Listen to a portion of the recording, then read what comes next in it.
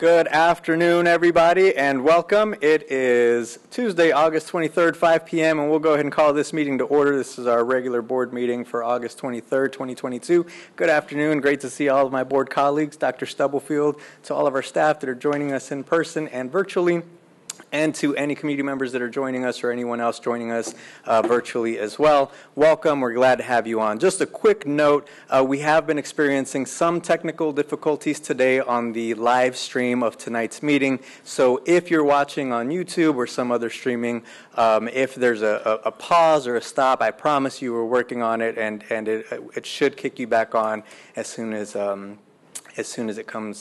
we get that fixed. So just be patient. We apologize ahead of time for any technical difficulties that are being caused today. Again, good afternoon, and it's great to see all of you and great to be with you.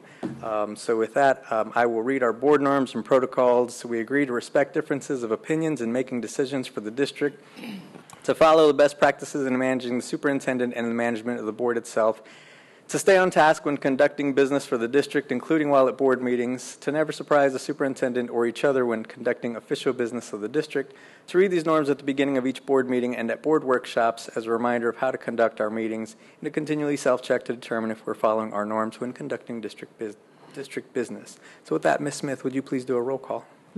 Yolanda Clark. Yolanda Clark, present. Maxine Drew. Maxine Drew, present. Janie Humphries. Janie Humphries, present. Randy Lopez. Randy Lopez, present. Wanda Brownlee Page. Wanda Brownlee Page, present. Rachel Russell. Rachel Russell, present. Dr. Nguyen. Dr. Nguyen, present. Thank you. Great, thank you. I would actually ask to amend today's agenda, and I would ask that we add 2 executive sessions at the end of the meeting under agenda item 9, executive session. The first one for the purpose of safety and security. The second one, it's on the agenda, but it should actually be for the purpose of discussing matters related to personnel, not safety and security measures. So if we could just make sure that that gets reworded correctly. So adding 2 executive sessions, 1 on safety and security and 1 on personnel. So moved. Second. Moved and seconded. Any questions or discussion? So will C and D still stand? Yes, yeah. C and D will still be there. We'll just add those 2 executive sessions. Thank you. Any other questions? If not, Ms. Smith, roll call, please. Yolanda Clark. Yolanda Clark, yes. Maxine Drew. Maxine Drew, yes. Janie Humphries. Janie, yes. Randy Lopez. Randy, yes. Wanda Brownlee Page. Wanda Brownlee Page, yes. Rachel Russell. Rachel Russell, yes. Thank you. Dr. Nguyen. Excuse me, I'm sorry, Dr. Nguyen. Dr. Nguyen, yes. Thank you. Thank you. Would now entertain a motion to approve the amended agenda, please. So move. I second it. Moved and seconded. Any questions or discussion? Seeing none, Ms. Smith, roll call. Yolanda Clark. Yolanda Clark, yes. Maxine Drew. Maxine Drew, yes. Janie Humphries. Janie, yes. Randy Lopez. Randy, yes. Wanda Brownlee Page. Wanda Brownlee Page, yes. Rachel Russell. Rachel Russell, yes. Dr. Nguyen. Motion carries. Thank you, board, for allowing us to do that. So we'll jump right into our agenda. The first item on the agenda is our consent agenda. Would entertain a motion to approve tonight's consent agenda? So move. Second. Moved and seconded. Are there questions or discussion? Seeing and hearing none. Ms. Smith, roll call, please. Yolanda Clark. Yolanda Clark, yes. Maxine Drew. Maxine Drew, yes. Janie Humphries. Janie, yes. Randy Lopez. Randy Lopez, yes. Wanda Brownlee Page. Wanda Brownlee Page, yes. Rachel Russell. Rachel Russell, yes. Dr. Nguyen. Dr. Nguyen, yes. Thank you. Motion carries. Thank you so much. Our next agenda item 3, we will now hear from our superintendent of schools, Dr. Anna Stubblefield. I better keep these on, can't read my paper. Good evening, everyone. I just have a few announcements or things to share. First, I want to share to please tune in tomorrow morning at 6:30 a.m. on KMBC TV 9 as they highlight the Sligo Stallion Band District All-Stars. They will be performing live on television as Johnny Rollins from News Chopper 9 welcomes back our students and staff. This is a part of the KMBC 9's Back to School Band Together, which they selected 5 schools in the metro area, and the Sligo Band was one of those. So congratulations to the Sligo Band. Next Tuesday and Wednesday, August 30th and 31st, the Unified Government will host the Tuskegee Airmen Mobile Museum exhibited in collaboration with KCKPS and USD 500. The mobile museum will be located at Slagle High School Stadium, located on Meadowlark Lane from 8 a.m. to 7 p.m. to allow parents, families, and local residents the opportunity to view the Tuskegee Airmen story. KCKPS, in conjunction with the Unified Government, are working to develop a youth aviation program for local students and possibly an air traffic controller program in collaboration with the local Red Tail Academy, Wheeler Airport, and John Hightower Jr. that will possibly launch next summer. Stay tuned for more information will be coming. This opportunity came up last minute, and we were reached out to ask if they can park on our property, and worked with staff to make it happen so that our families will have access to that rich piece of history. The annual Reasons to Believe program, sponsored by the Kansas City, Kansas Public Schools Foundation for Excellence, is happy to announce that nominations which honor alumni are now open. Every year, 12 alumni from KCKPS are selected based on their contributions to the community, their hard work, and accomplishments at large. Those selected for these prestigious honors are celebrated with a special ceremony in November. Please visit the foundation website for more detailed information. And the DePasquale Moore Law Firm Foundation, with the assistance of the Greater Kansas City Football Coaches Association, recently awarded grants for new equipment, uniforms, and other resources to local area high schools, volleyball and football programs throughout the Kansas City metro area. Our high schools were among the recipients of the new equipment, valued at up to $6,000 for football and volleyball. These resources are provided by the law firm foundation. Some of the things that we received was tackle football equipment, field and practice equipment, end zone and sideline HD camera equipment, shoulder pads, helmets, pants, and other wearables, volleyball equipment, and footballs and more. And we wanted to thank the foundation for their continued support and generosity to our Boys and Girls program. And finally, I just want to say that safety, we had a great start to the school year last week, and safety is always our priority. We, as a district, will be as transparent as possible, but there are certain things that we cannot release to the public in order to protect the safety of our staff and students, and we appreciate all of the support from our community, our Kansas City, Kansas Police Department, and the KCK Police Department for their support as incidents arise. Thank you. Thank you, Dr. Stubblefield. Just a few comments, and I'll try to be as brief as possible. Again, just want to say welcome back to all of our teachers and students and families and staff as we open up another amazing school year. We're definitely looking forward to a great year with you. So just thank you to everybody that's helped to make sure that we've kicked off the year as best as we could. Thank you to all the parents and families for your patience and for just everything that you're doing to make sure that our students are going to have a successful school year. Board members, I understand many of you were able to visit schools and be out there to welcome students as they came back on their first day. So just thank you for all your commitment and everything that you do to be out there and represent our district as best as we can. So just thank you for your commitment and the work that you do. A couple weeks ago, or on the 13th, I was able to go out and participate on a panel discussion for an educational summit at the World War I Museum. It was a great panel discussion. Great conversation on diversity, on how we can help our workforce, how we can rethink what education looks like. And I'll share that there was a lot of conversation about social emotional wellness and well-being and trauma-informed practices, and we were able to share a lot of the successes that this school district in particular, we're in our third or fourth year of trauma-sensitive schools and trauma-informed schools. I know Brittany Talley and the team in Student Support Services are doing an amazing job of training and teaching our staff on what it means to be trauma-informed and working with our students. So just thank you for that work. And so we were a really shining example of a school district who's trying to do things well and look at the whole child and the whole adult, not just the child, right, but the whole person and how we deal with education academically and socially and emotionally. So it was a really great conversation, some amazing panelists. I believe there may be some video of it out there, but it was a great workshop, and so just kudos to everyone that participated. And I know we had some KCK PS representation there from our HR team and other departments who were able to be in attendance, so thank you for being there. And lastly, just again, board, make sure that you have September 7th on your calendar for our continued board development with KASB. Thank you to our board members for continued great discussion in our board development that we've had in the last couple of weeks. I think we are moving in a great direction to continue to do some good things and move our district along to be a top 10 school district as best as we can. So thank you to all of you for your time and commitment. So with that, I'll open it up if there are any other board members that would like to share anything. Okay, seeing none, thank you.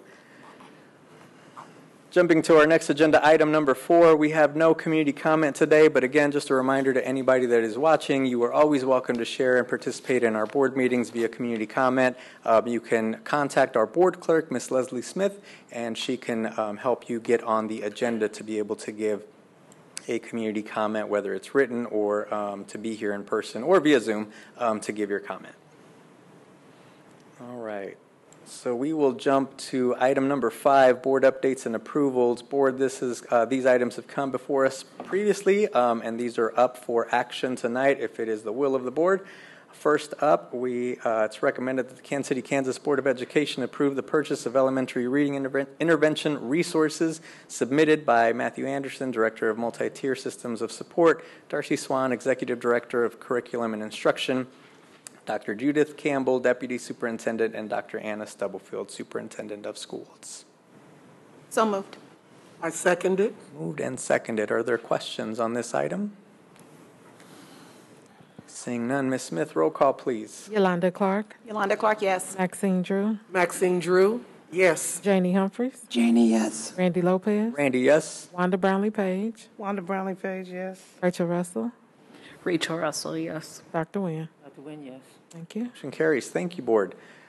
Next item, it is recommended that the Kansas City, Kansas Board of Education approve publication of the notice of hearing for the revenue neutral rate and the 2022-2023 budget and transfer from contingency reserve to LOB budget as submitted by Steve Lilly, Chief Operations Officer, Tracy Kaiser, Executive Director of Business and Finance, and as recommended by Dr. Anna Stubblefield, Superintendent of Schools. So moved. Second. Moved and seconded. Any questions or discussion?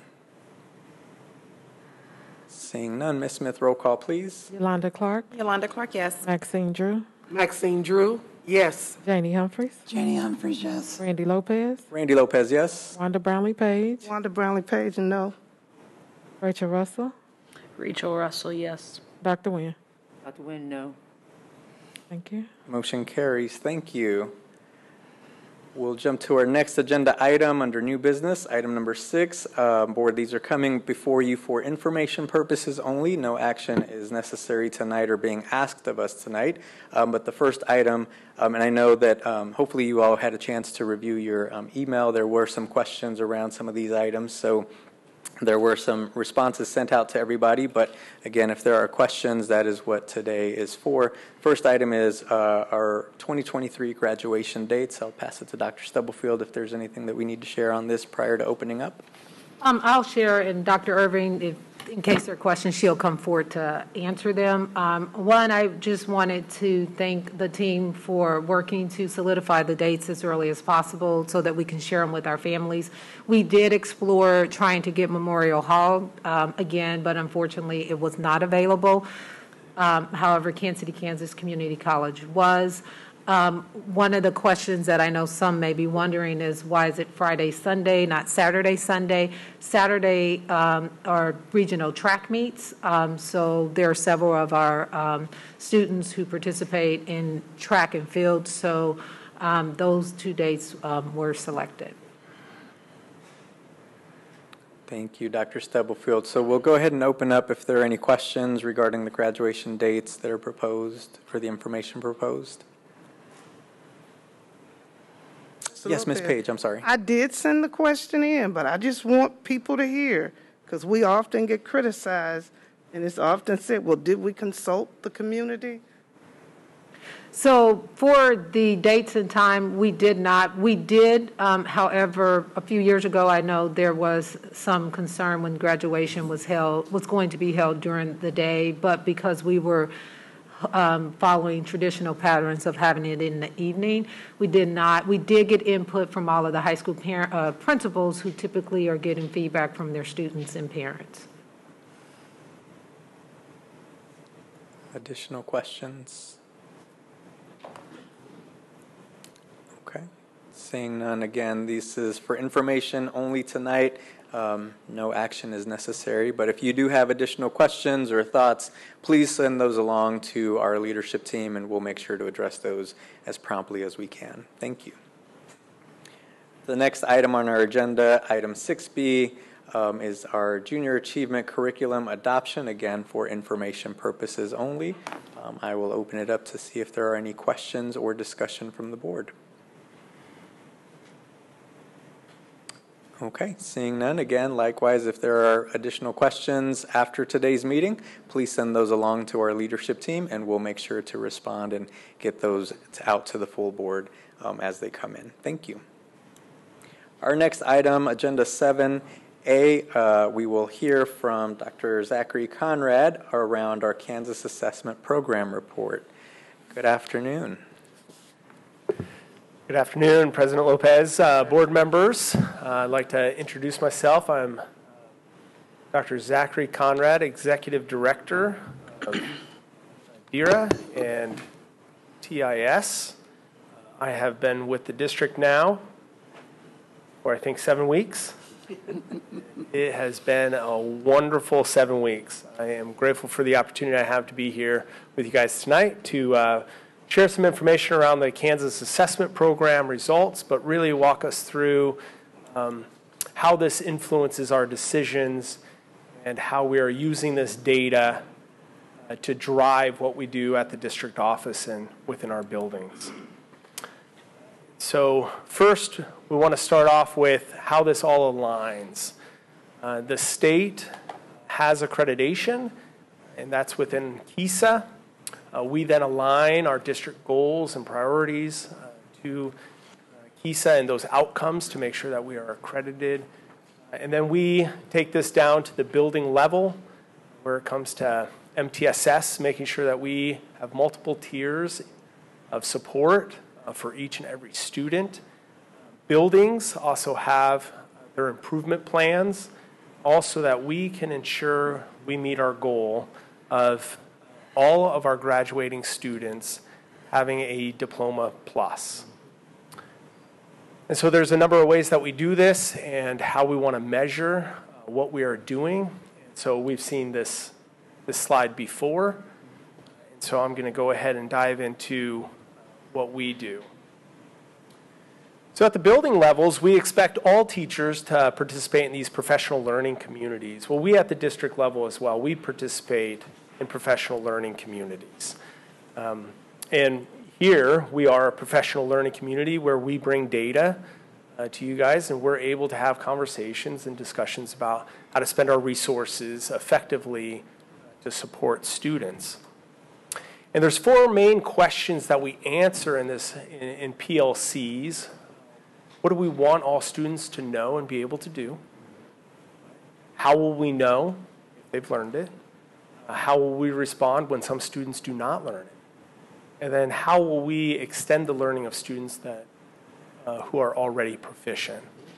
And so as we walk through the presentation tonight, we're going to touch on these 4 things. We're going to look at, just like teachers would in their classroom, we're going to model what that kind of looks like. And so we're going to walk through what we expect our students to know, and then how we know if they've learned it or not, and then what are we going to do to respond to that, either if they have or have not. And so first, what do we want students to be able to know? We've set these goals at a district level of wanting student achievement to be our primary focus. Everything else supports this. We want the strong academic foundation to be anchored by strong literacy skills. And we want rigorous standards and quality instruction. These are things that we've put out to the public that we want to achieve in this district.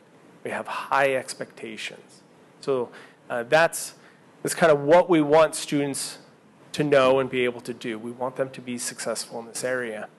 And so we have had the instructional focus for this school year specifically around some of our academics when it comes to ELA, because we want them anchored, as we said on the previous slide, by strong literacy skills.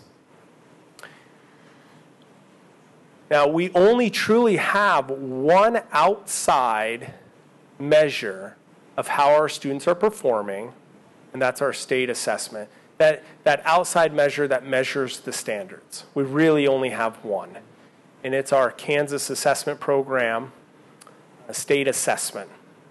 We give this once a year.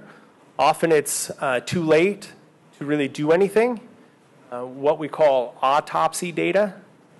And so what we're looking at here is how we're going to know whether or not our students have achieved that.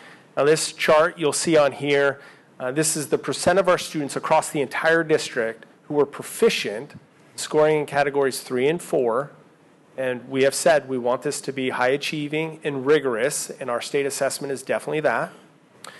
So this is the percent of students over the years, over the last 5 years, starting in 2017, that have scored proficient on the ELA state assessment. In 2017, we were about 14% of our students that scored proficient on the state assessment.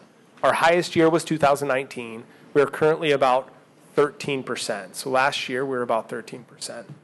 Our math results are very similar, but for this presentation, we're going to walk through some of the things that we're doing focused on anchoring in these literacy skills. So we're about 13%. I would say that we're not meeting our goals looking at this external data. Now last year, I broke it down by grade level, and by year, we do have a couple highlights, some points to note, that we have had an increase in specific grade levels, like 3rd grade saw an increase, 7th grade saw an increase, but we also saw a decrease in 6th grade. And so you can look at where we were in the last 2 years. Now prior to this, we had COVID. Right? We didn't take the state assessment in 2020, so I didn't put 3 years of data on here, but we do have the past 2 years. So we do have some room for growth, and that's what we're going to focus on. Of this data is telling us we should pivot. We need to do things a little differently. We'll get there. We also wanted to look at a quasi-external measure. This doesn't technically measure our standards the same way that a state assessment does, but we looked at FastBridge. And so this chart, we have our Kansas Assessment Level 3 cut score. It's 300, that score of 300. If you score above 300, you're deemed proficient on the state assessment. You can see that none of our grade levels, on average, are above that 300 mark, on average. We also have 2 cuts right here, around 490 and just shy of 520. These are FastBridge cut marks. And so on this one at 490, that is a 3rd grade low risk cut score. We could see that our 4th and 5th, 6th, 7th, and 8th grade, they all score above that. That is a very good thing. Okay. Right? On average, most of our 4th graders, 5th graders, 6th graders are scoring above that cut, that 3rd grade cut. Our 3rd graders are not on average scoring above it. I'm sorry to interrupt. Just I think we have a clarifying question or just a question, yeah, if that's go ahead. okay. Okay.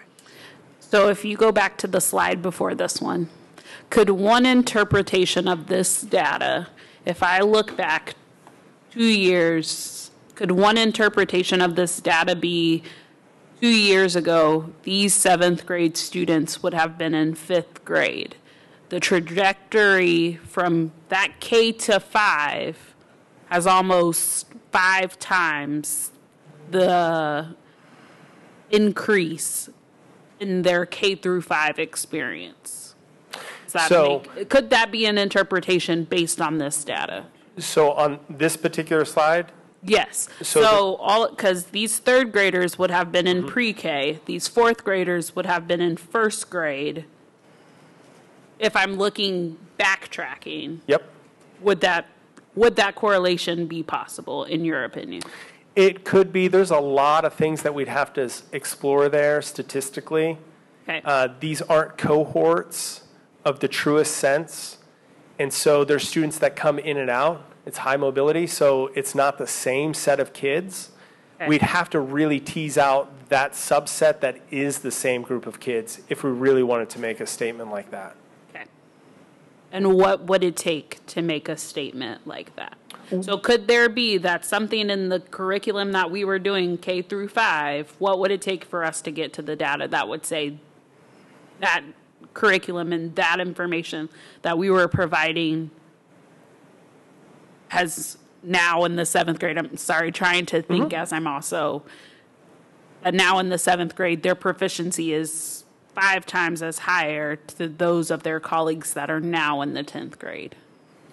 So we would need to have that true cohort, and it's just whittling down the students that have been with us the entire time. There's a lot of other variables that we're going to have to control for as well if we want to pinpoint the curriculum, but we're actually going to get to how we're going to evaluate the impact of curriculum and some of those things that we're Okay, going so to I do. guess my last question, and we'll get to that, my previous question later. What would be the variables that would make these things so drastic like this? The assessment itself, Okay? right, the rigor of that assessment. I mean, once we narrow down the students that are in that cohort, we'd be able to start to find similarities and really determine what variables are playing in there. Okay. Teachers, feeder patterns, home life. I mean, there's a lot of things that play into why a student performs the way the student does perform. Okay. I guess yeah. Okay.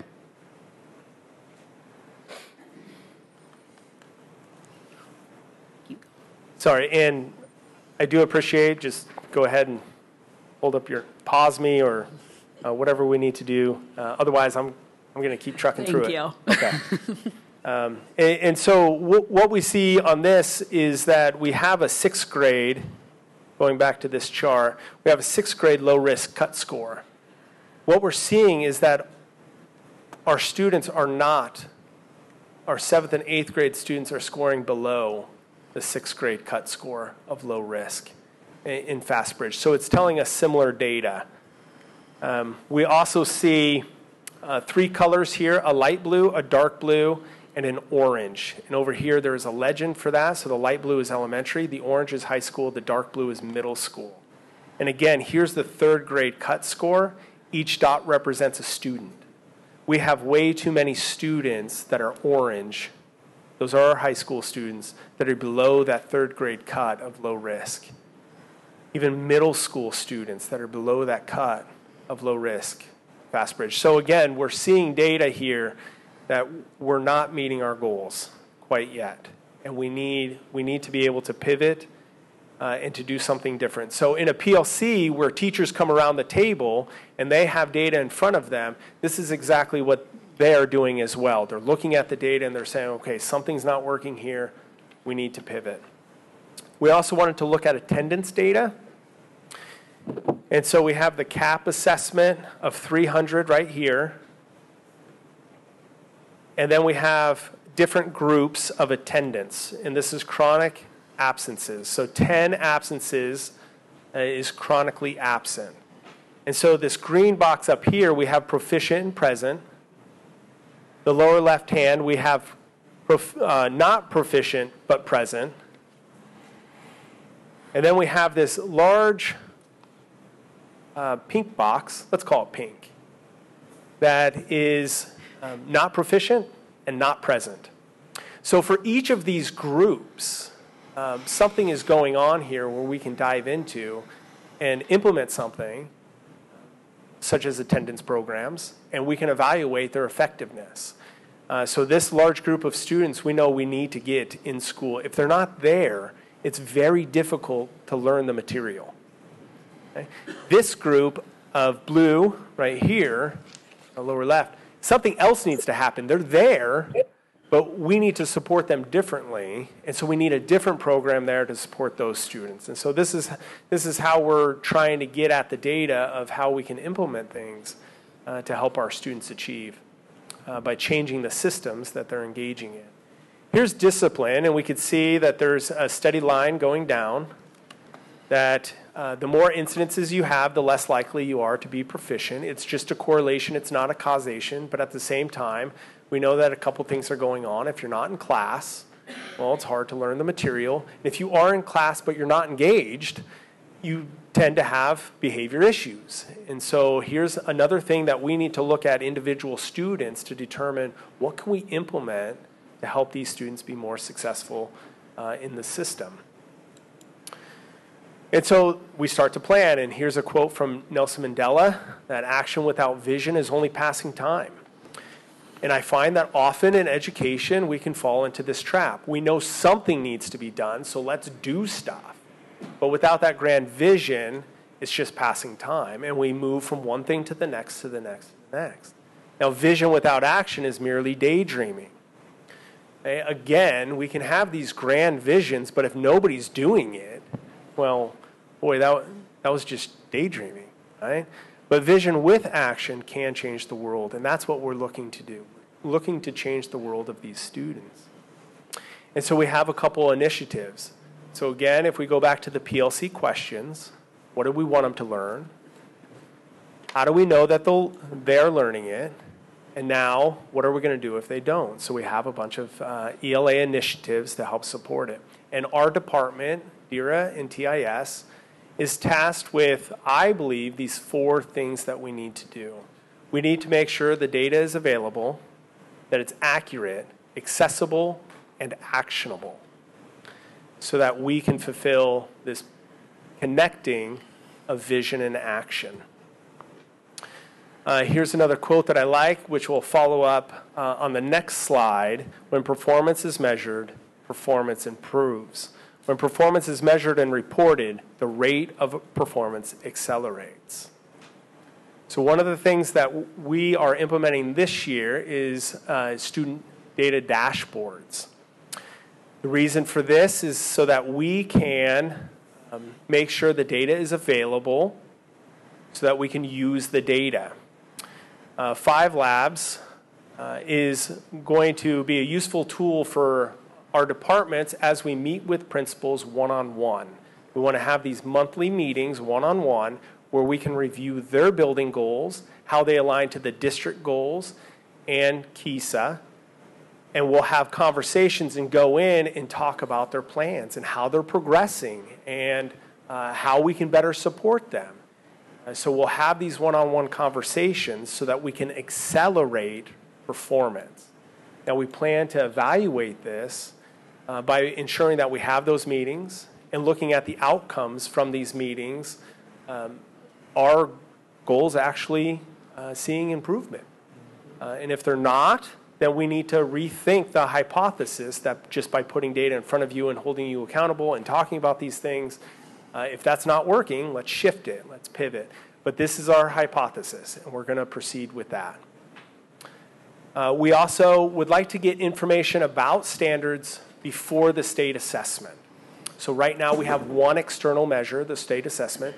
We want to implement district common assessments that are standards aligned, that have the rigor of a state assessment, but come in a more timely manner where we can actually see some improvement. As you can see here, 4th grade Timmy scored a 284 on the ELA CAP. I'll get that out. Timmy's fictitious, 284 is not, right? Lots of our students scored 284, but that's where it stops. The information stops for teachers. It's not as useful, and we got to provide better standards line feedback to teachers. Teachers ask these questions when they receive those scores. And unfortunately, these scores don't actually answer these questions. We need to build an assessment specifically for this so that when teachers ask these questions around a PLC, they can have the answers to them. And so we want to be able to provide district common assessments for this purpose. Do we have a question or comment? Oh, yes, we do. So you talked about teachers. The next step that I'm going to talk about is parents or guardians or caregivers. Oftentimes, parents are provided, this is what your kid scored on this test. How does what Five Lab? yes, Yeah, student analytics. what you've created also translate to parents? Because I think no one is aware until, or oftentimes parents aren't aware until their kid is doing something for the first time and they're like, you don't know what that is? And it's like, no, I don't. What responsibility does DARA or TIS have in ensuring that parents do know how to be a partner in this work outside of just the classroom teacher? Yeah, I think that's an important collaboration that we have with teachers to make sure that the tools are there, that they can connect with parents. Throughout this entire process, you got to connect with parents, guardians, so that they are partners with us in helping students succeed. So I'll look forward to the tool that helps with that, because I think in the background of this district common assessments, we see what is oftentimes provided to parents. That means nothing to me as a parent. I need more context. How does, whether it's the standards conversation or it's the, this is what it looks like for your child comprehension. So thank you. Absolutely, and I think it's really important that if we tie district common assessments to the scope and sequence, that conversation is very fluid. Here's what we're planning on learning first quarter. Here's how we're going to measure it at the end of first quarter. Here's the resources we're using. Here's how you can support your student. I mean, all those conversations, we play a role in helping connect those dots with parents and guardians in our community. And so there's a couple ways that we plan on evaluating our district common assessments to making sure that they're having the impact that we want them to have. We'll be looking at the rigor of the items, because that's one thing that we need. We'll also be looking at how the data gets used in PLCs. And when I talk about evaluations of these programs, these are things that we want to bring back to you as well. We want to be able to share with you what we're doing, if it's working, if it's not working, how we're going to pivot, just like a PLC, right? And so anticipate the evaluations of these programs. And so I'm kind of mapping out how we intend to evaluate them. If you have other things that you want us to include in the evaluation or look at, such as communication. How does communication work and fit in with that? We can definitely look at that. But this is how we plan on evaluating whether or not district common assessments are serving their purpose. We also, we've talked about the new CKLA curriculum. You guys know about this, and so I didn't put a whole lot of information in here except for how we plan to evaluate CKLA curriculum. And so we want to look at how it's being implemented, whether it's being implemented with fidelity, and so we have some tools for that. DigiCoach is going to be one of those tools where we walk classrooms. And from that, we'll be able to see multiple groups, we anticipate. Those that are implementing it with a high degree of fidelity, those that maybe aren't as high fidelity. And we'll be able to watch the results there of those two different groups and analyze whether or not it's having an impact. We'll also look at the outcomes of CAP and FastBridge throughout the way to know, okay, here's the classroom that's implementing it well. How are scores moving over time compared to a group that's not implementing it as well or with as much fidelity? And so we'll be watching that closely. And then supplemental instruction, tutoring. That was one thing that was approved this evening on consent agenda. Again, we want to look at fidelity with it. We're going to closely monitor attendance so that we know that we have our groups correct. We want to look at, so it's the dosage is the same as we compare them. We should see more dosage, increase in scores. That's our hypothesis. And so we'll be monitoring that as well. They have some assessments built in. We'll look at pre-post test, FastBridge data, CAP data. We got a small taste of this last year, but last year we implemented it kind of late in the year. We couldn't find solid groups there of consistency for attendance or dosage. And so it was a little wonky looking at some of the results, but I think we have a very solid plan, and we know how to tighten it up for this school year so that we can monitor how that is working. And then summer learning. I've heard it's been asked about summer learning results, and we want to bring these to you in October. The main reason for this is because we have a 3-part evaluation. We want something that's a little bit more sensitive. So during summer learning, pre-post test, that's going to be the most sensitive measure because we're actually teaching those standards and seeing growth. Then we wanted to do fast bridge, their spring results to the end of summer results. That's going to be less sensitive of a measure because it's kind of higher level. It's not specific to what was being taught. We wanted to see if there was any movement there, and we have control groups for that, so we could see that. But really, I think fast bridge is going to be a better measure when you look at spring to fall results to see if there was any gains over the summer compared to similar students that didn't do summer school.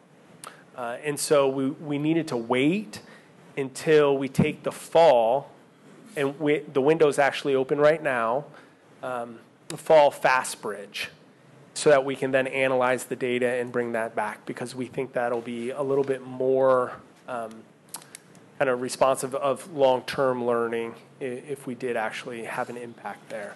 So that's why we paused for a second on just bringing that report back, because we did want to get that piece of data. And so those are some of the things that we're going to implement this year. That's some of how we're going to evaluate it. So throughout this year, we'll be looking at the evaluations on whether we need to pivot, what's working, what's not working. And this is how the PLC functions in schools and at the district level when we have conversations. So that concludes what I had to present. Are there any additional questions? Thank you, Dr. Conrad. We'll go ahead and open up for questions. Ms. Clark? I have a few questions. Thank you, Dr. Conrad, for that information. So in one of your slides, and I thought I wrote down the slide number, you talked about students that were present. And I'm just curious about the definition, and I don't want to take us too far, but I am curious about the definition of present. Present for a day, present for a class. What's just the general definition of that? Yeah, it is a day. Okay. And so when you have chronically absent, you have 10 absences. That makes you chronic. Okay. I have students in the district, so I see the difference and have to call them in differently, so that's why I was curious about that as well. My other question was around the visits you talked about with the schools and the principals and the dashboards, and I'm curious about the feedback loop there. So I understand like your team, your role, your visits, but what's the feedback look like there and the accountability factor that takes place? Because I am a firm believer in conversations and feedback, but I'm also a firm believer in action. And so what's it look like when you have a school that's not performing, not necessarily saying it's the principal's fault, but maybe we need to look at like what's really happening in the school, who has the authority, the rights to have those types of conversations, and is the feedback getting to the right place to make sure that action's being taken?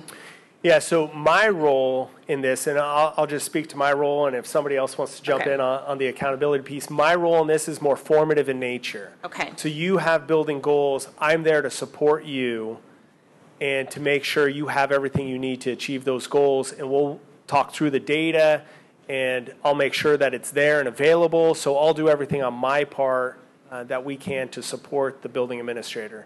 Now, from there, And so as part of the team working together, each one of the principals reports to a different executive director, so they will be a part of those conversations. They have more frequent contact with those principals, so once they have the data, that's what they will focus on as they're doing their coaching conversations, their conversation around how they're progressing towards the goals, but those are the ones who are their direct supervisors that will be more responsible for the accountability part to make sure that whatever is coming up, if they have the right supports in place and that kind of thing. And in the long term, this information will better inform the building needs assessments as we look at those annually, because they will have the data to talk about, like, so for example, if you have 2 interventionists and somebody else doesn't, are we really getting that information? Like, it'll all work together when you start to evaluate the data and what they have and don't have, or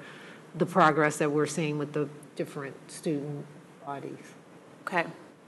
So when he's meeting with the building principals, is the executive director not at that meeting? So are No, they they are. also? They are Yeah, at they that are. meeting. Yeah, it's the leadership and learning team.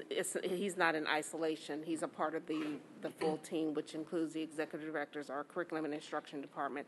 So, and then we calibrate also. So the same information that he is sharing with building administrators, the same information that we're looking at, and so everyone is aware at the same time. And his role is to make sure the data is clean, make sure it's accurate, so that they understand how to disaggregate it and determine the next steps, while we have our executive directors and myself and the curriculum instruction team to say, now that we have these are the steps that we need to take to make a change and a shift, and then continuing to monitor that over time. So it's not in isolation. I think that was your... Yeah, that was definitely my question, because I think we have a lot of good processes in place, but I just wanted to make sure that all of it was working together. My last question is around DigiCoach. I know we approved that a little while ago, and so I heard it and I saw it listed there. I just, at a super high level, like helping me connect the dots with what that will do in comparison to the data and like how it all comes together. Because I understand it was a big help to the district and a big help with being able to monitor. So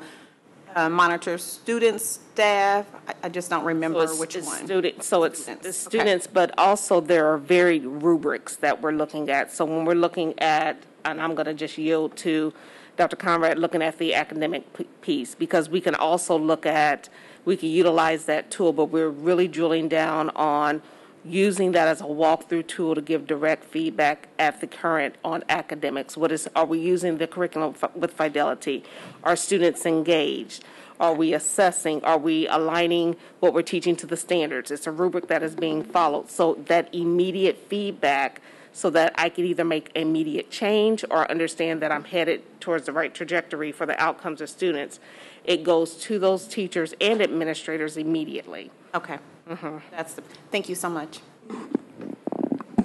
Ms. Drew. Dr. Conrad, first of all, I just want to say thank you for your presentation on everything that you gave, because in hearing this, we recognize that we've gone through some unfavorable times, dealing with COVID and everything, and our student numbers are down.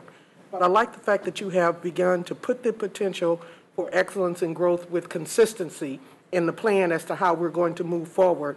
By looking at this data, it gives us a foundation in which we can start more like a check and balance system to look at as we move forward.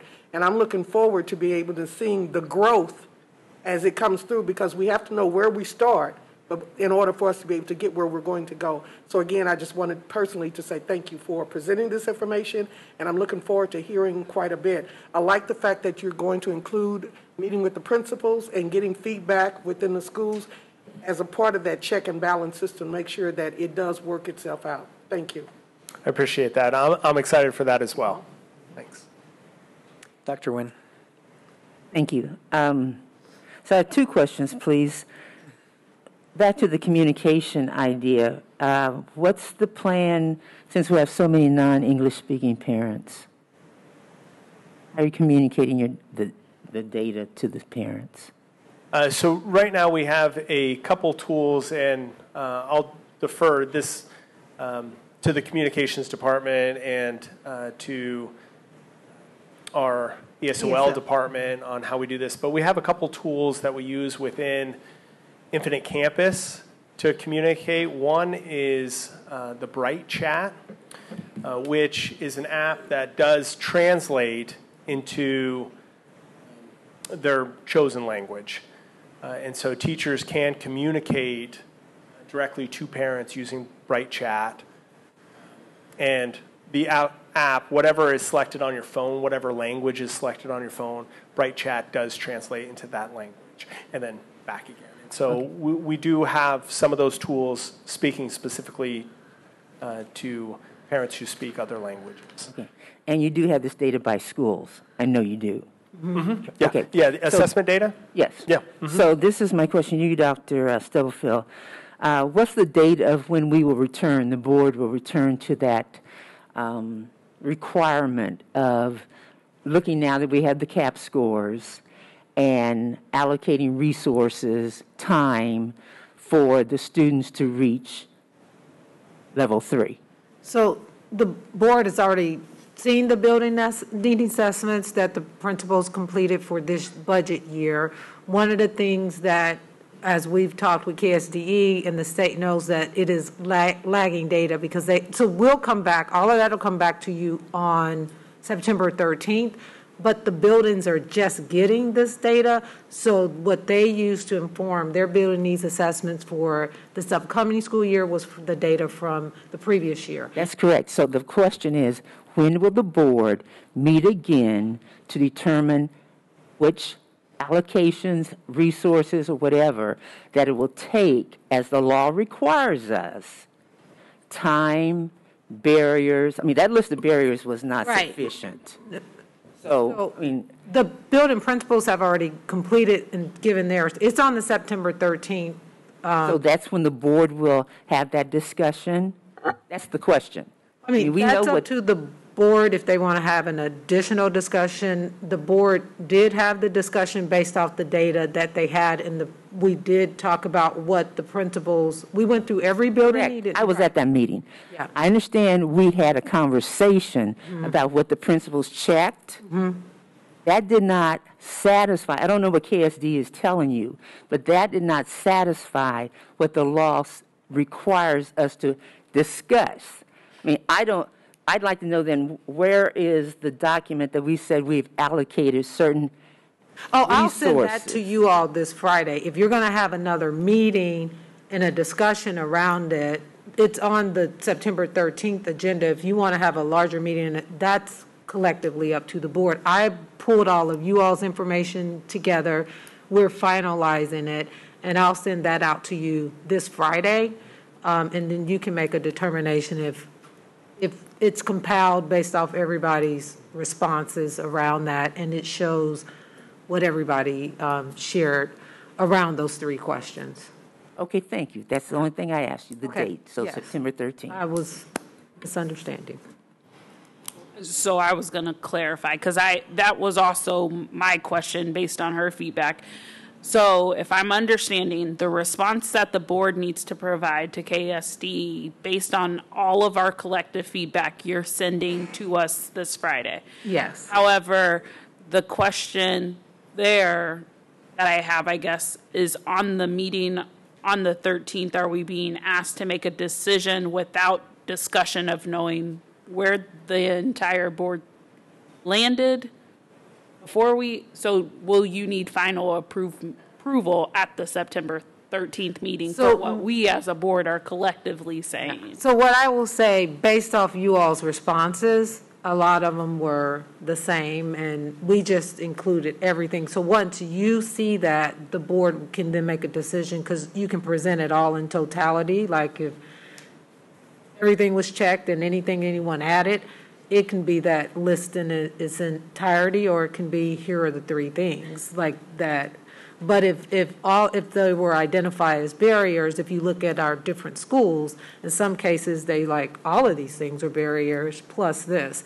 There was no limit for what it is, but it's just, you just have to answer it. So once I send it back to you, you all will need to make that determination if this suffices or if we want to narrow it down and make it more concise. But we don't currently have a meeting between Friday and September 13th. There is a board development meeting on September 7th. You could add time in that meeting to discuss it if you chose to do that, yes. My preference would be that if there is a discussion that needs to be had about that it does not take place during that time to stay true to what our commitment is. My other question for you, Dr. Conrad, and welcome, and great first presentation, is around the third to last slide. I think I might have misunderstood what you said. So TPT coaching, those tutoring supplementals. Yep. You're saying that we don't have data, the data is misconstrued, the data is all over the place. Could you restate your comment around why we don't have data for something, and I'm just going to be honest, that we're spending a lot of money on, and what the next steps to that, because we have also tonight approved additional dollars, but we don't have data to inform the decision around that approval. And while I support tutoring, I just get my little spill out, I also don't want to be spending lots of money on things that we have no idea that they're actually working for our students. I'm with you. That's fantastic. So when we do a statistical analysis to know if it's working or not, we're looking for significance. And so as we run that, we want to find a control and experiment group, or we want to be able to at least control the variables enough to say it's working or it's not working. So that we can bring to you guys, okay, here's the results, right? Unfortunately, when we go looking for those groups, we can't find enough of those groups to be able to do a strong comparison there, because the data we implemented late in the school year last year, and we're just getting used to how to collect the data. So we didn't build systems around how to effectively collect that data. And so we were getting that data from the organizations who were not, I mean, we needed to be more upfront at the beginning of saying, okay, here's our plan, and this is what we're going to need. So this is the collection group in my mind, and please tell me how how there could be issues in that data. So the board implemented for athletes that were falling below the line, implemented these student plans. However, every student has a student plan. I got that. But for these particular athletes at these high schools that were participating in CASHA activities, they were going to this tutoring, or so it was told. We would see a difference in those particular students if they were going to these lessons every other said day. Why would that not be a control group that would be eligible? And if you need to come back, that's fine. No. I'm struggling there. I'll give you one example. Okay, as we pull the data, looking at attendance or dosage, right? We want to make sure that you've had enough tutoring. And then, so that wasn't tracked. But you should have, because you was playing. It wasn't tracked as tightly because you have to build schedules for it, and we have to know. So we have to know, did the student actually make it to that tutoring session? Did we take attendance for that? Whereas in a school, it's a lot easier, or I mean, it's normal, right, to be able to say, okay, this time is dedicated towards that, but we don't actually build it into the schedule. So it may or may not have happened. My problem is I can't pull that as efficiently as I need to, because it's not built that way. And I'd have to go to every building or every teacher and say, okay, how did this work? And how many times? And did you take attendance on this? You know, so that's where it becomes a little fuzzy. Not only that, but then was the tutor consistent? So we've heard just anecdotally, sometimes they switched out tutors in that program. So there's another variable in there that I can't control for. And so if I came back and said there's no effect, there could have been. So now I'm getting a false negative when really there isn't an impact, but I'm bringing you bad data because I can't know for sure, was it if the same tutor did it throughout the whole time and the student was present the whole time, I bet you'll see some impact. Okay. But if I don't know if it's the same tutor, then I'm calling it a false negative, right? I'm saying, oh, there's no effect. Actually, there is an effect. I just can't capture it. And that's what I'm saying. If we set it up in a certain way that we can control for those variables, the statistical analysis becomes a lot cleaner so that we can actually bring back results to you and say, with confidence, right, this does impact it at this rate, and you spend X amount of dollars, and there's your return on investment. right? And that's what we truly want to get to. I don't want to. And we have addressed those variables that. Yeah, and typically, I mean, just like car manufacturing, right? You don't buy the first year model for a reason. And so this was us getting something off the ground that was new to us too. And so it did allow us to work out some of those kinks, and we've gone back to the team and talked about it. I agree. I just hold people to their word. So when you say that we will have data to be able to show at the end of this period, when we get through winter and we get through summer, and now we're at fall and we're saying there's no data, that I guess is what creates. And there's data obstacle there. of It's concern. just I don't have confidence in the statistical analysis to actually bring to you and say, do this or that. I just don't have And it. then I just want to clarify, we did report on those students who did participate in tutoring, and we showed that in, I think, the June report, like the GPA or that. But what we shared was based off of the things that we had in place.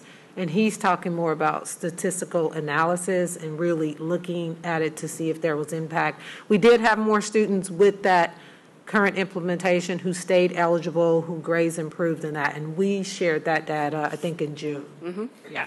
And I remember that data, but that's GPA centered. That's not actually being able to to show up on the CAP test that you've improved. Right. GPA and a teacher giving me an A versus my actual intellectual knowledge of do I actually understand what I got or did I pass the test? Those are two different things, and I think. Right, and I agree with you, but we didn't have the systems in place to be able to talk about what and those are the systems we are putting in place so we can really evaluate our return on investment and pivot as necessary.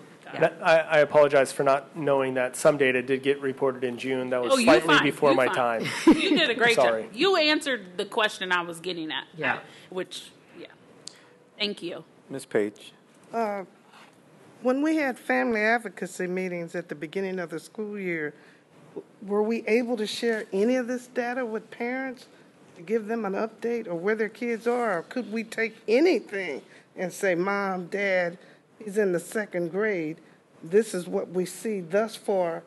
This may not be current, but something you can tell them where they are and what they need to do and how they can help their child and what we're trying to do. Yeah. I mean, to make the meetings more effective, you would hope that you're sharing, you're giving something. In each 9 weeks, we should be able to say, we see some growth, we see this, so they can have something and can, like some of these little charts, can they be set up where parents can see and understand it better?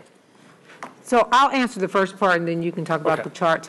The family advocacy meetings we had last week really were to connect with families, to hear about their experience from the summer, to talk about what the school year would look like, and to start to build those positive relationships. There is another family advocacy in September, and then I think the ones after that will be more focused on what you're talking about, but those initial ones was to really build a foundation and make the families feel welcome, connected, and to hear about what their goals and hopes and dreams for their students are for this school year, and then to talk about what was planned. So they didn't drill down into like, this was your student's CAP assessment, or this is where they did on the Fast Bridge. For the most part, it was really building those initial foundational so that they will feel welcome to the school. The ones moving forward will be more, not that we won't, I mean, it'll be a balance of addressing the needs that the families are bringing up, but also academic focus about how their students are progressing. So there is another one, am I saying the wrong date, September 16th? It's in a couple of weeks, yeah. And will this, or something of this, just a caption of what was said, will that go on our Facebook page? Does it go in the paper? Because people need to know. So this meeting is recorded. We will have a data dashboard on our websites. We're building that out so that it is more live data. So that information all is public. But besides the dashboard, are we using any other medium to get the word out to people? It's on our website. It's in Okay, but what if board.ca. I don't have access to a website and I want to know? How will they know? So I think my understanding, and Edie's if I'm misspeaking, if families don't have access to technology, all of our students have access to it, so they can use that. But as we build out the Welcome Center, we will do that. They also will have curriculum nights. And if families don't have access to it, the schools work with them to give them, like if they need something printed out or those kind of things. Those things happen based off the individual needs. But what if I'm in the community? I'm concerned. They can contact our curriculum Don't department. we send out anything? We print send out anything? so Edwin's department sends out, I think, is it monthly, Edwin? To the community, but I was addressing if they don't have access to technology, if they let us know, we figure out how they can get the information. But we do send out stuff to the general community, and anything that's on our website, or if something is missing, if they let us know. But we try to put all of that out on the website, and the information can also be found within their schools if they're asking about that. Well, can I ask Edwin, what other mediums do we use besides a computer? Because we got to be able to communicate with everybody. So what other mediums are we using? We don't send out mailers unless I'm wrong. There's a cost to that. Like, we don't send out stuff we send stuff to our families in the mail if they say it, but we don't just send out community mailers, to my knowledge. But Edwin is there and can. Yes. So we have various platforms. We have our social media, which is short messages through links.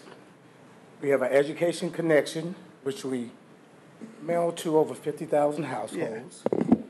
That's our mailer. The website. And we also have our electronic newsletter that goes to various groups within the community, even staff members. Thank you. Thank you, Dr. Conrad. Thank you, Edwin. And our TV channel.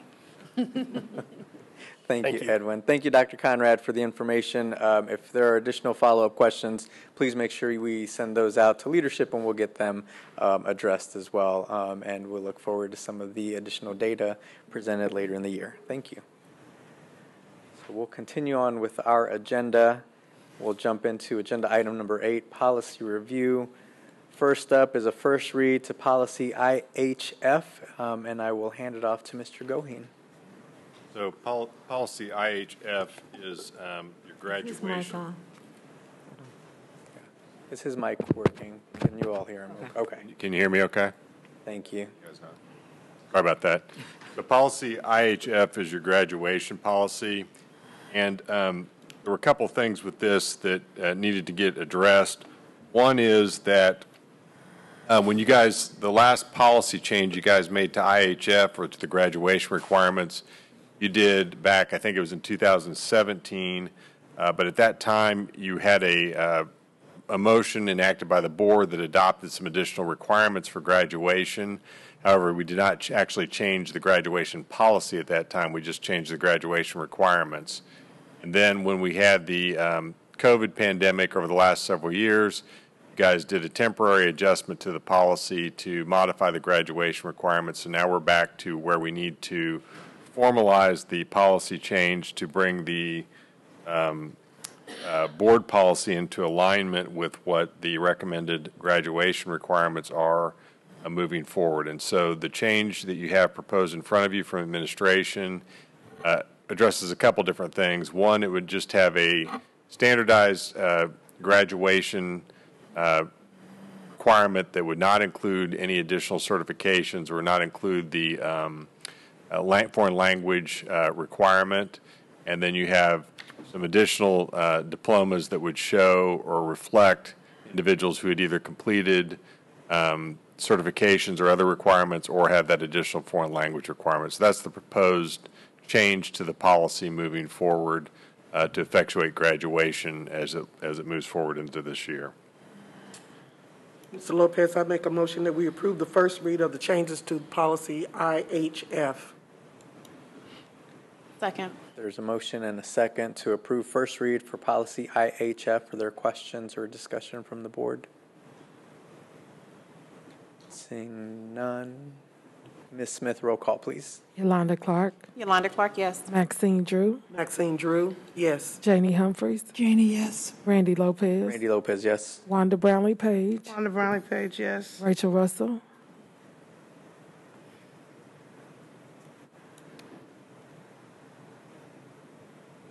Rachel Russell, no. Dr. Nguyen. Dr. Nguyen, yes. Thank you. Motion carries. Thank you. Next item is is recommended to accept for second read changes to policy JGG. Mr. Goheen. So policy JGG is in front of you. This is the transportation policy that has a proposed modification. The changes that are up there, we still have the major issue that the board needs to decide and give direction on, and that is to what degree do you want to open up or change, if at all, allowing students to transport themselves, and if so, under what conditions or circumstances do you want to do that? That's the issue that's really in front of the board. Policy's back up there for a second read, but at the end of the day, I need some direction from the board as a whole as to what you guys want to do as it reflects that. Do you want to open it up? Do you want to maintain the transportation to student activities to be solely district provided? That's the direction that we need to give you guys a complete policy that's in effect. There was some discussion last time about putting either a parental release language together, and again, that is something we can certainly do and put into place, but again, didn't want to take the time to do that until we had some direction from the board as a whole as to whether that's something the board wants to do. And there were a couple of questions around, did Infinite Campus have the capacity to do an electronic signature? And we did verify that that is accurate. And we also, that is possible, I mean. And then we also was able to learn that there was a question about could driver's license and insurance or whether documents could be uploaded. It can be through Infinite Campus when it's open for like registration or enrollment. But if someone happens to miss that date, then either they could take it to their school and the school can upload it for them, or there's another technology that we can use. So that part, if the board decided to do it, our student information system does have the capacity to house all of that information so that anyone that had access to that student information could see that they had that permission or not. So I just wanted to report on that because I did not share it out prior to now. Can we ask the question? Absolutely, yes, Ms. Page. Mr. Goheen, Yes. if a parent signed off and said that are we liable still in any way, even after they sign a document? Like, I can never take the position that somebody couldn't try to make a claim back against the school district. However, there are circumstances where, I'll give you a good example. If we had a situation where we had a parent, let's take the student out of the driving equation. Say a parent said, I would like to transport my own son or daughter to this event rather than have the district transportation. And they signed a release and said, I understand the district is providing that transportation. I understand that the district has insurance to cover that district-provided transportation, but whatever reason, I would prefer to pick my son or daughter up and take them to that event and return them. And they sign that, then we're not going to have liability for that situation in that context. It gets a little bit different, perhaps, if you have just a student being signed off to drive or transport themselves. You could have the same release by the parent authorizing the student to drive him or herself to the event, but you do still have some places where there could be some liability or exposure. So, for example, if the district sees the student driving recklessly into the parking lot and then allows them to continue on, or if you have some other situations where you're aware of the student is under the influence of something and you allow them to get in their car and drive to the event based upon that release, that's not going to get the district off of liability. So you do have some concerns there. We can draft as good a release as we possibly can, but that doesn't mean if something happens that somebody won't file a claim. Ms. Clark. Mr. Goheen, one of the things that comes to mind for me is I don't think we talked about this last time, is putting some parameters around it maybe. I personally am, and I'm personally in favor of the students driving themselves.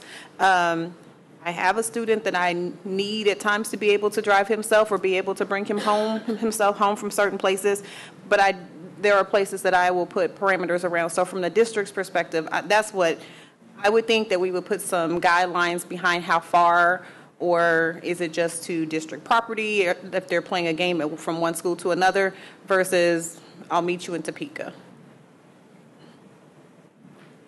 So how far, any other parameters that you're thinking about? I mean, this is kind of the discussion that the board needs to have, and so we have some idea of what you might want into the policy. And again, I know you're just one board member, but the whole board needs to weigh in on this.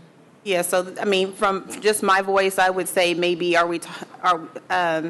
don't know if we're talking the Wyandotte County area. I don't know if we're talking within 30 miles or 20 miles. So that's probably what the board, if we decide to go this direction, you're right, the board, along with your guidance, will need to make that decision. But I am an advocate for the students to be able to drive. I think our families need that. And I know I talked about this last time. There's some, I mean, we have students walking. And sometimes practices are ending at 6 and 7 o'clock at night. Depends on the time of the year. It's getting dark during that time. And so there's some things to be considered there, too, if we have them walking with no sidewalks. I have a question. In the policy, and there's a where the parent or guardian have to sign it, is it necessary for us to put a designated time in which this authorized signature has to be brought in? Say, for example, if they know that they have to have it in by the day before of the event and they decide to bring it to the school the day in which they're leaving, there might be a time of a conflict. So is that a consideration that we might like to put into place? So you're thinking a restriction on how soon before the event the district would have to receive the signature? Okay. Is that something that we, as a board, is that something we need to consider?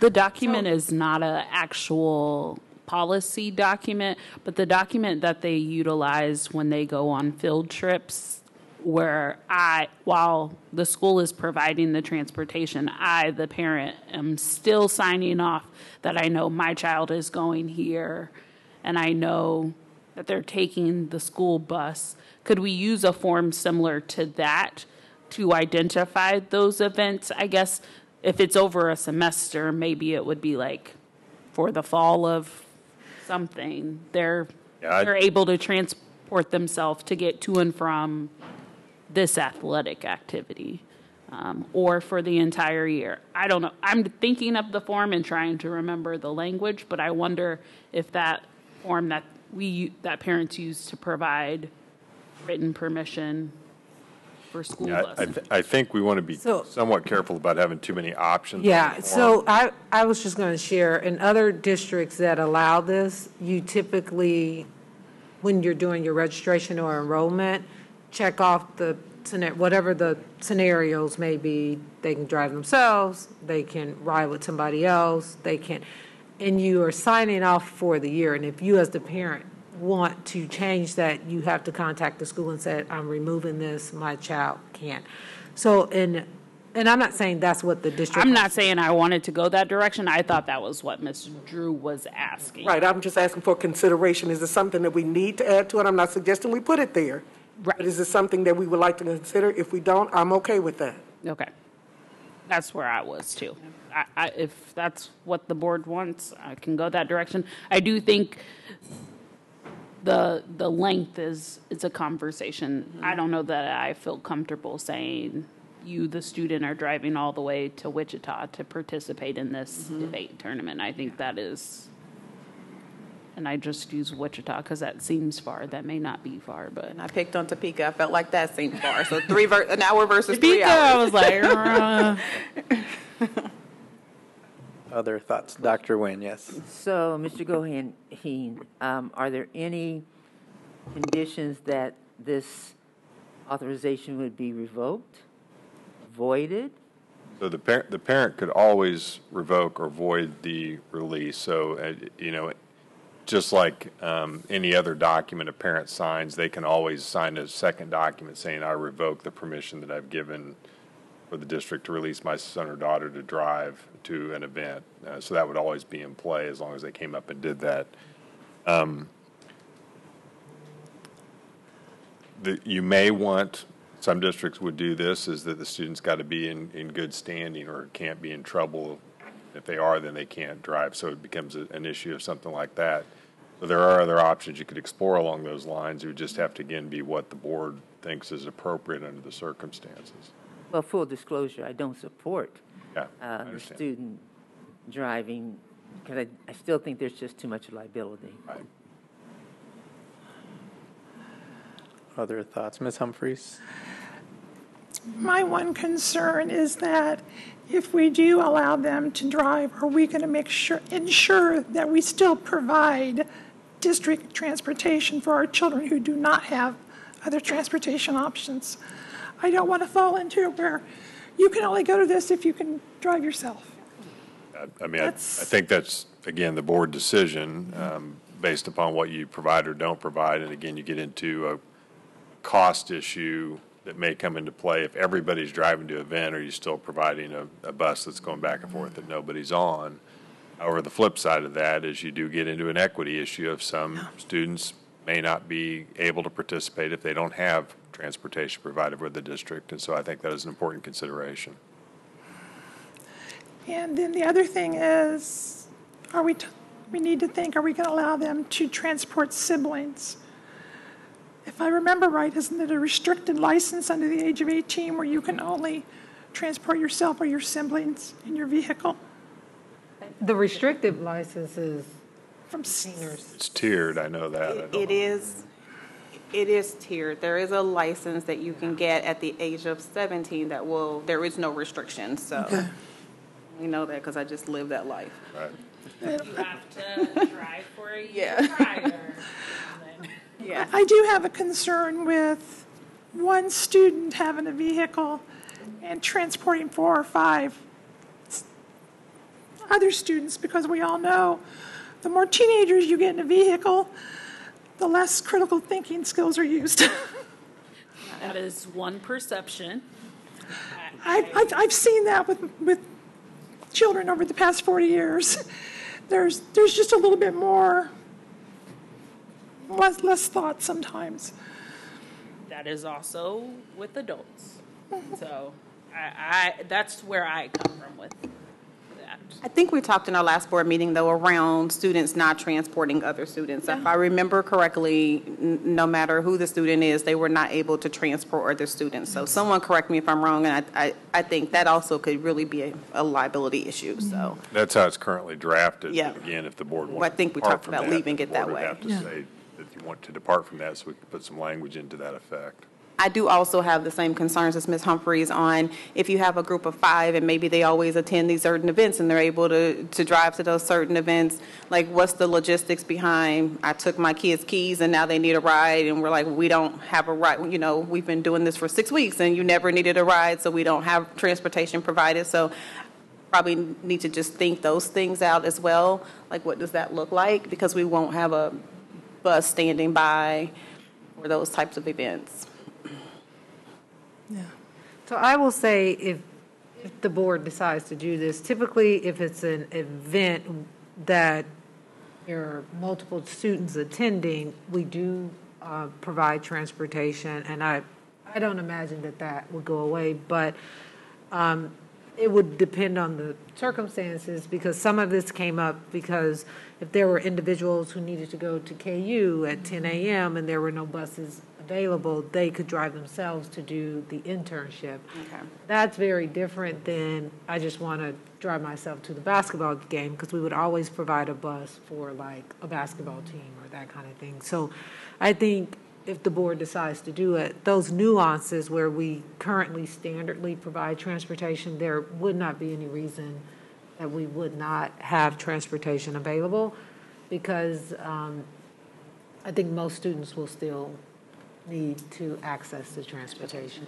And I don't see Ms. Romstad here. Is it possible, Greg, that we omit the athletic part of it, because I think I also don't, and I You certainly didn't see could. her. I know that we talked about practice being one of the solutions for why people could drive, but we also talked about what are other things we could do.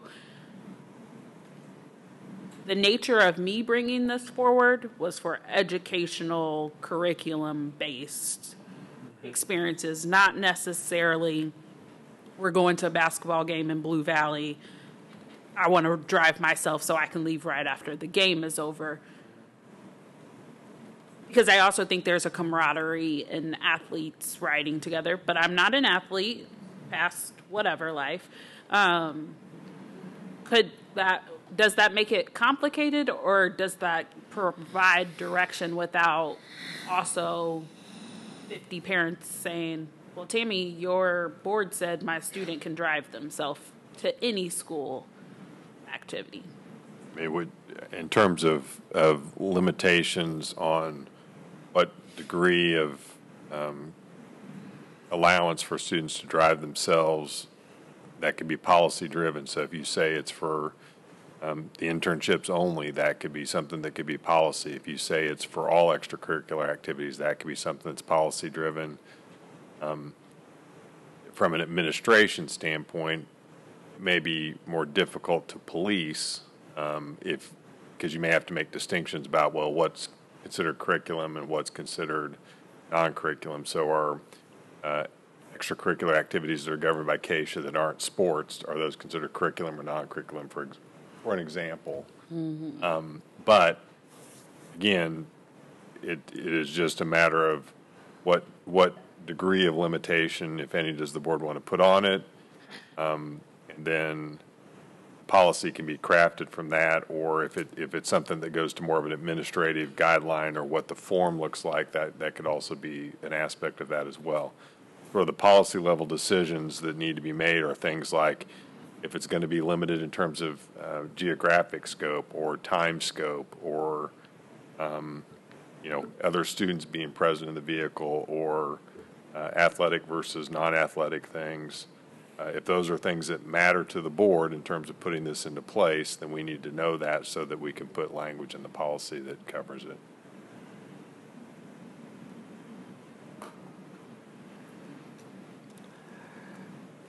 So I've got some ideas from individual board members, but I kind of need to know. Do we need a motion? Like geographic, do you want a number? So no more than 50 miles, 50-mile radius. Yeah, I mean, I am 100% behind no other students in the, I think that was the consensus. Let me ask this question. Is there any board member that wants the student to be able to drive another student to an event? So I think that's just a non-starter, so that's just not part of the policy. That one becomes an easy one, right? If the board goes this direction and decides to allow students to transport themselves to other events, are the board members in favor of a mileage limitation on that or a distance limitation on that? And I know some board members are just outright opposed to having this be the case, but does everybody not want the kids to be able to drive themselves to Wichita, for example? And that was one of the examples that I heard. I would say no on Wichita and no on Topeka. So maybe local. That would be my thought as well, is local. Local meaning Wyandotte County, or local meaning the metro area? And that's where I don't know enough about where our students are going. So that's what I don't know if this is solving for 10% of the issue now, or if we put that type of limitation on it, is it solving for 90%? That's what I don't know. I can, based off of what I've seen that was available, it's no more than 30 miles away. I think the furthest is Olathe Medical that I've ever seen come as an opportunity for my student. And that's just me speaking, but I don't know, that's one area that has these opportunities. I can speak for baseball. I think we've done it as far as Olathe as well. Anything else? Yeah. Okay. What about any other, the other thing I heard mentioned that would be a demarcation is athletic versus, or I guess maybe academic versus non-academic events. Would that be a better way to phrase it? Yes, the athletic people may dislike me because academics and athletic, that conversation around how athletic items encourage better academics, I recognize that. I just also want to not just open a complete. That's my perception. What are the I other will, board members saying? I will say other districts' common practice is athletic teams do ride together. I think the caveat that we have here is that the practice component. I don't think it's the competition, because if it's two kids who are bowling or a team, typically there's transportation.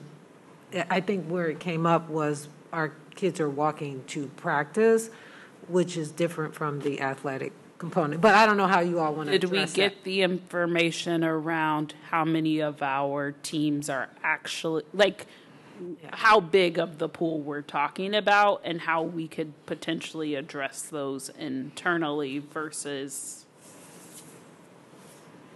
and go ahead, Ms. Clark, sorry. No, I don't have that answer, but you're right, that is.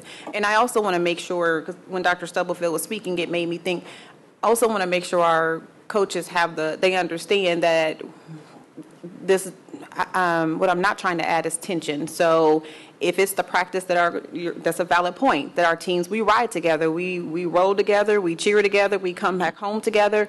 I don't want this policy to remove that. I wanted to remove the heartburn of families when they can't get their students to certain places. I want to remove the heartburn of students walking when it's not necessarily the right thing for them to do.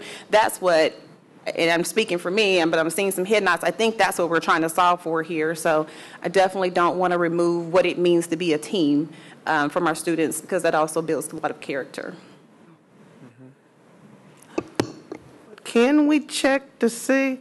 Because I know at Harmon, I didn't know those girls were walking so far to a soccer field, and then it's going to start to get dark pretty soon. And then Dr. Faust got a bus for them so they wouldn't have to walk so far. So can we check on that to see if there are any situations like that? Dr. Irvin is either she's getting information or grabbing. We can get accurate numbers and have it to you by Friday, but I do know just facilities-wise that at Sumner, when they're accessing, anytime that the practice location is not on campus, but it is within walking distance, my understanding is that may be happening. But and I don't know if the bus was continued in after Dr. Faust left, because honestly, this is the first time I've heard about it, but we can get an accurate account, and we can have Ms. Romstead to survey the schools. I'm not sure if she just walked in. I don't know if she has it tonight, but we can get it to you by Friday. We can have her to survey the athletic directors and the coaches.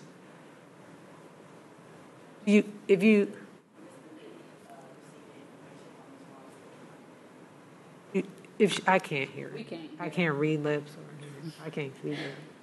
Sorry about that. But it was very faint.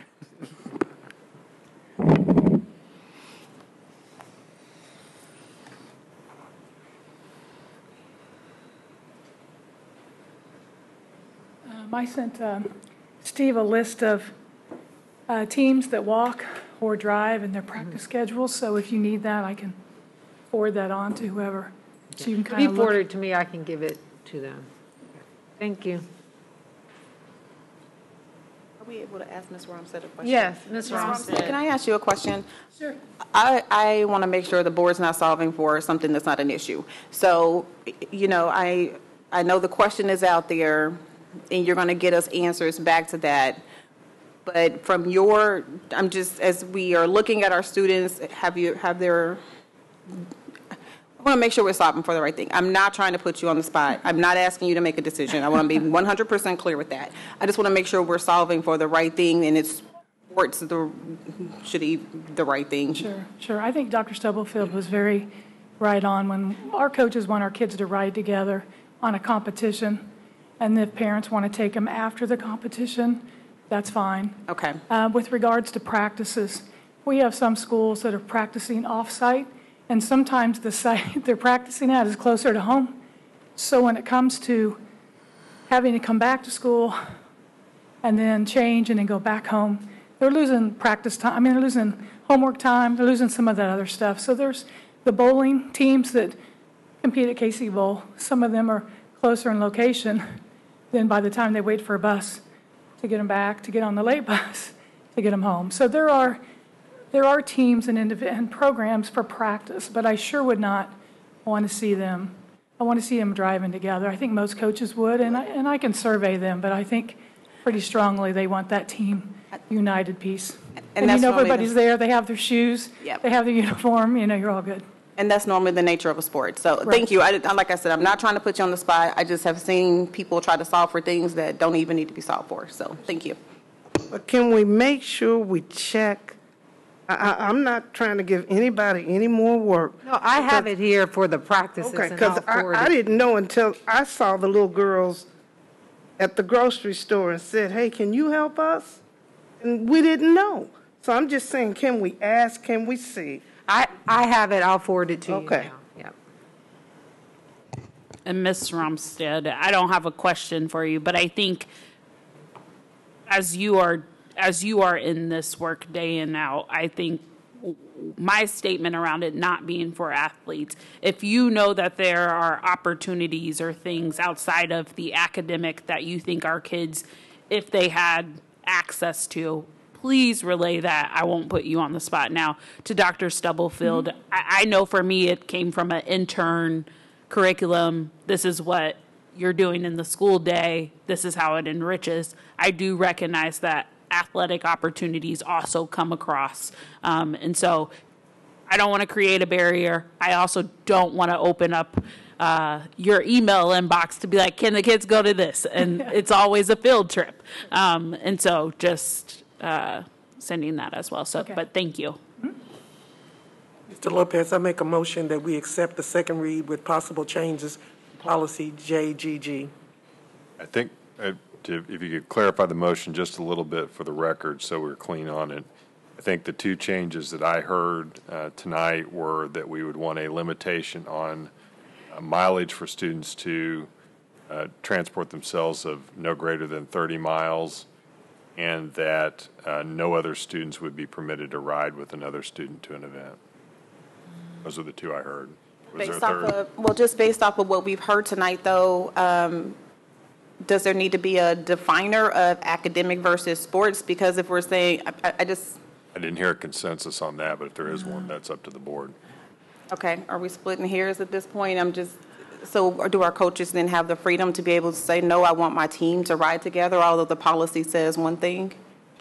The policy allows the parent to give permission to allow the student to drive themselves to or from, but the sponsor of the activity or the event would still have the right to say, no, we're all riding as a team to the event, or we're all riding as, Team to practice.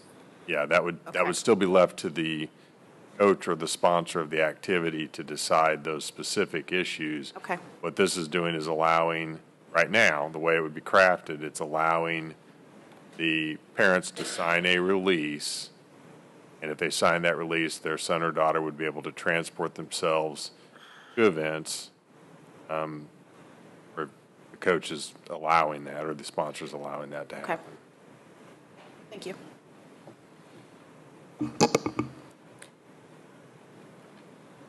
So, that good for the motion? So we have a motion. Is that okay with your motion, what Mr. Goheen? No. No? I'll let someone else do it. Okay. So you want to rescind your motion, Ms. Drew? Yes, I rescind my motion. Okay. So remind me, sorry, two things we're adding are not to exceed 30 miles and No other student in the vehicle. no other student. So what we see on here, plus not to exceed 30 miles and no other students in the vehicle. Right, and if that passes, I'll bring language back on the third read with that modifications. So approving as written at this point, and the third read will have the corrections. That's correct. Okay. I, Rachel, make the motion that we accept policy JGG for second read with potential changes. I do think we need to specify what those changes are, though. Because otherwise, I don't have a direction from the board as to what to add. I, Rachel, move that we accept policy JGG with the addition that students are not allowed to transport other students, as well as not to exceed, students may not drive further than 30 miles. Second. There's a motion and a second. Further clarification, discussion, questions, Ms. Humphries? So when it comes back to us with the third read, you will have a form for us to see for that the parents would be signing. We can have a form for you guys to review as well. Okay. Thank you. And I have a question, just for clarification on the first two sentences. School-provided transportation shall be available, provided is deleted, and then transportation may be provided, not shall be provided. And that's the KSB proposed changes to the policy, so if that's ultimately not something the board wants to make, then that would be something. And that's what I want clarification from the board. Does this, or for your interpretation, does this say that we are not providing transportation to school activities? The way that policy change would make it discretionary with the district on whether to provide it or not. So if you want it to be mandatory, then it would still be. You should say shall. You would want it to go back to shall if you want it to be mandatory. I think that's something we also need to discuss before we move to a third read. Can you restate the sentence as you would read it? Because on the fourth word, I see shall. But it shall be available, provided is strike through. And then the second sentence says transportation may be provided, not shall be provided. So my interpretation, even based off of the conversation we're having today, is if all 5 students are driving, I would not, just because I'm the sponsor or the coach, I would not have to rent a district vehicle to drive no one. That's how I'm interpreting it based off of our current. That's I think for the every participants. That's for the athletes. But is there a bus that normally goes to the game? I don't know. If there's a bus that normally goes to the game, the way that this reads, and correct me if I'm wrong, it is not guaranteed to drive to the game.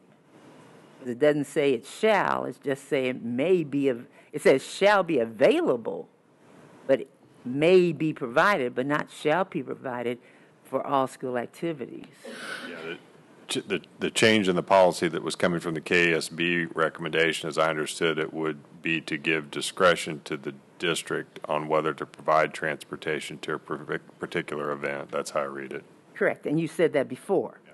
So I'm asking the board, are we saying that it just may be available or may not be available? It goes to the question that Janie mentioned about those who don't have vehicles. the limitation that I cannot drive other students and that are not related to these two sentences. But if I can't, I don't believe that a 52-player football team, there are 52 vehicles outside for each individual player. So one would make the assumption that there's going to be at least out of a 52, if we're talking about a game, out of those 52 players, 10 of them are probably going to need a ride. So that sponsor is probably going to have that. However, when we get into the smaller quantities, I think that's where I see the question that you're asking. But if it's related to a game, I see it differently. You know what? I'm not putting a stipulation whether it's a game, whether it's a debate, whether it's or anything.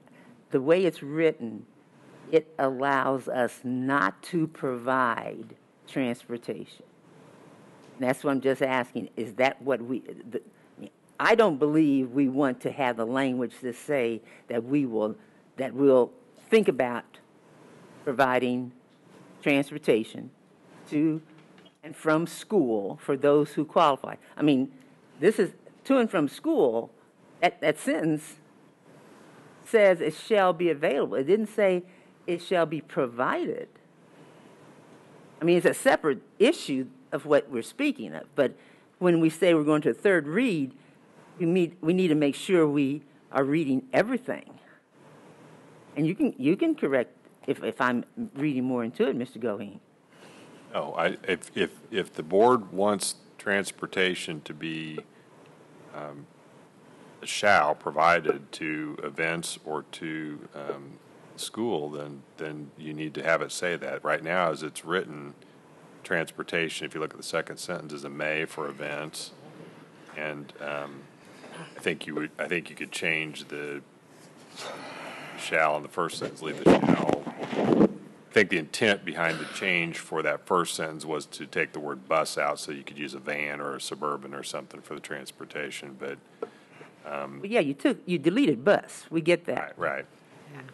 And I was just going to say the transportation may be provided by the district for all school activities.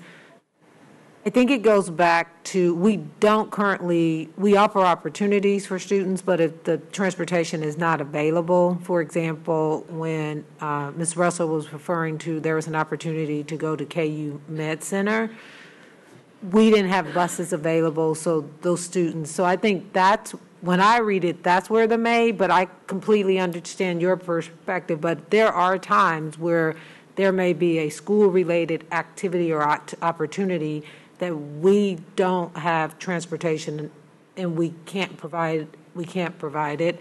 So I think the may says that if we have it and we can do it, if you look beyond, like for athletics and stuff, we typically for our teams. Okay, then that takes care of sentence 2. Sentence number 1 that does not address that. Shall be available to and from school. Shall be available, not shall be provided. Provided as a strike through. I was referring to the second one, so I understand what you're saying with the first one, but to and from schools for those who qualify, we do provide it.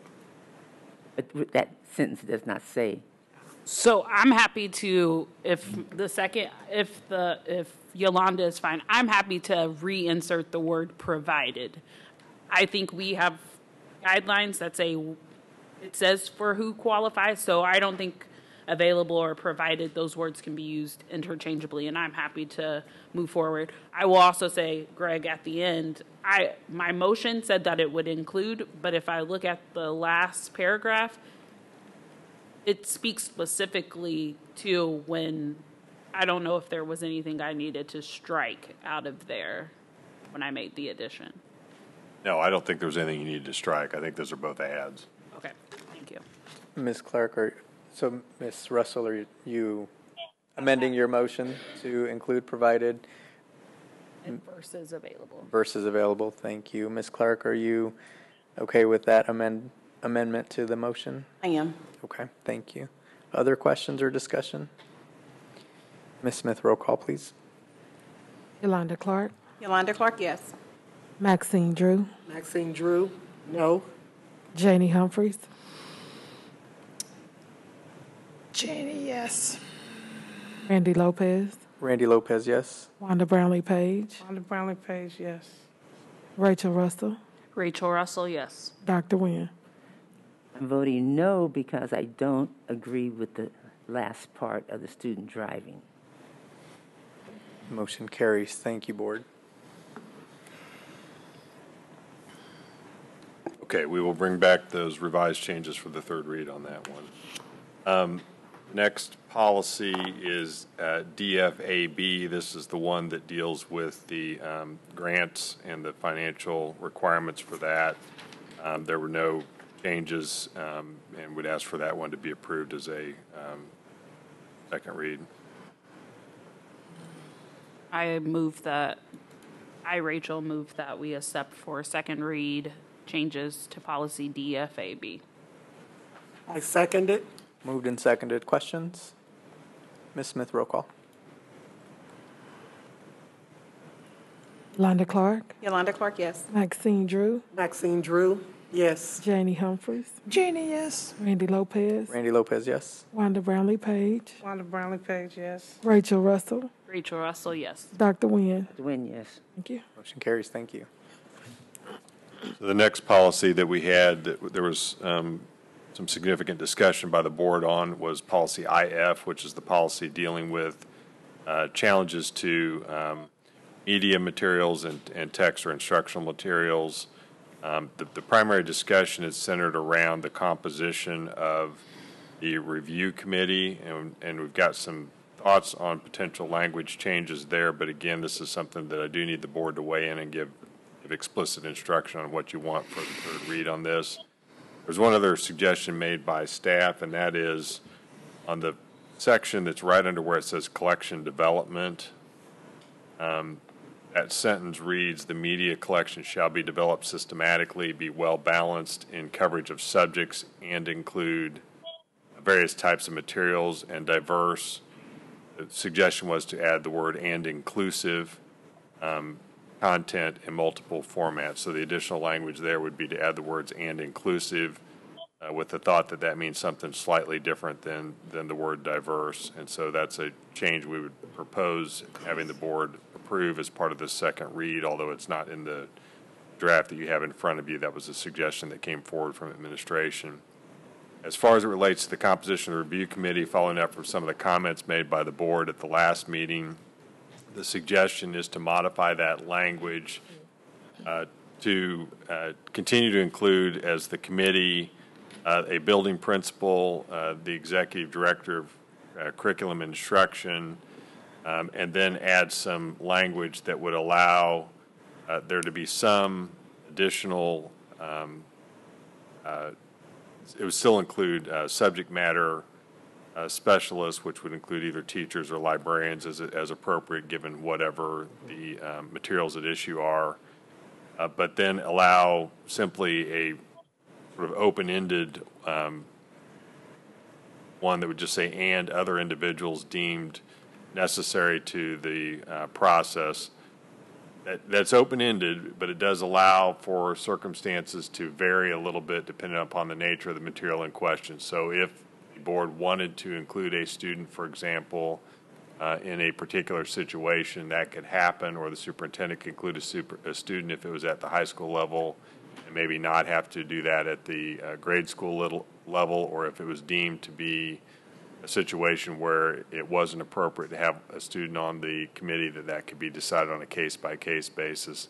Same thing with other types of individuals who are not part of the sort of academic process looking at the materials, or the specialists looking at the materials. If you want to include a community member or something like that, that could be included in that catch-all. That was one suggestion for the language change. Again, didn't have clear, concise guidance from the board as to whether you wanted a student or some member of the community to be part of that review committee or not. I know that some board members indicated they thought that maybe should stay in, and others were silent on it. So before I made changes, I wanted to have some direction from the board. And then the rest of the language stays as is. I didn't get any further proposed changes from board members. So if there are other sections that board wants to discuss and say, hey, I don't want this to be part of it or not, then we need to know that.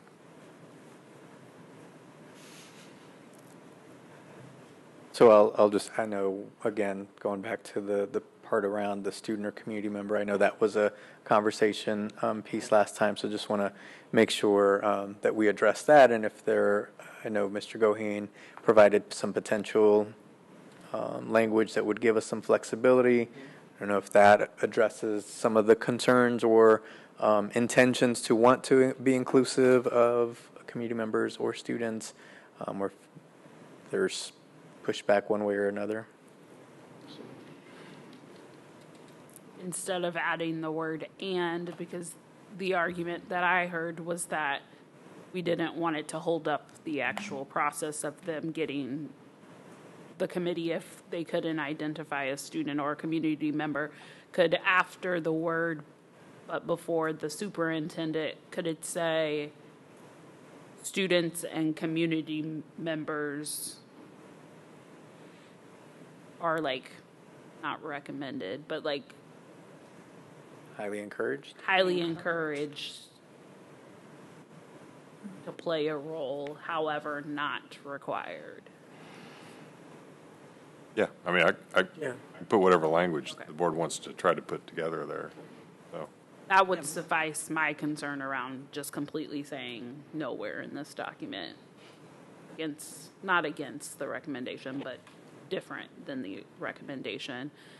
Thus, if that is good, I will make the motion that we approve as the second read changes to policy IF with the added language around inclusion, the added language around student and community involvement, and